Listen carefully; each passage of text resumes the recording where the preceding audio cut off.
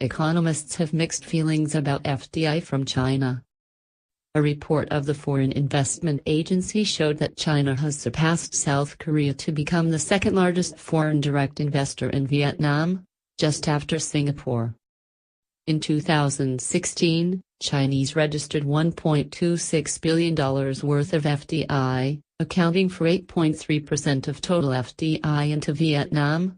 Meanwhile, in the first 2 months of 2017 alone, they registered $721 million worth of FDI, or 21% of total FDI. While affirming that FDI from China will bring capital and jobs, economists say the FDI flow should be received in a selective way. The considerable increase in Chinese FDI in 2015 to 2016 did not surprise analysts, as it was explained that Chinese investors wanted to take full advantage of the TPP agreement, of which Vietnam is a member. If they set up factories in Vietnam, they would be able to enjoy preferential tariffs when exporting products to TPP member countries. What surprises analysts is that Chinese FDI continues increasing despite the demise of TPP. The investors have spent big money to buy stakes in Vietnamese businesses and poured capital into manufacturing projects in Vietnam.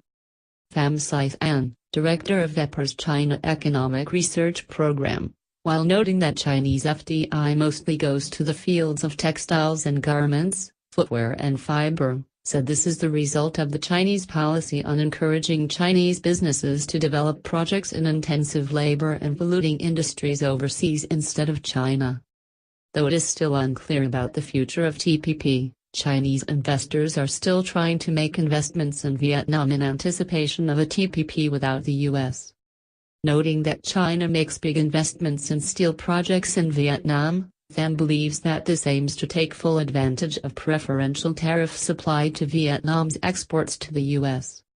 The more important reason behind the Chinese increased FDI, according to Pham, is that Vietnam is not only a member of TPP, but it has signed a free trade agreement, FTA, with the EU, under which the tariff will be cut to 0% from 8% after 6 years of FTA implementation. In the long term, ASEAN in general and Vietnam in particular, are not attractive destination points for Chinese investors. China just makes up 4% of total FDI to ASEAN countries, and Chinese FDI in the countries just accounts for 8% of its outward investments.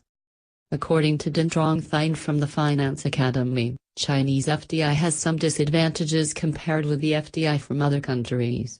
Most of the registered projects are small scale, while Chinese technologies are not highly appreciated. Therefore, he believes that Vietnam should receive FDI from China in a selective way.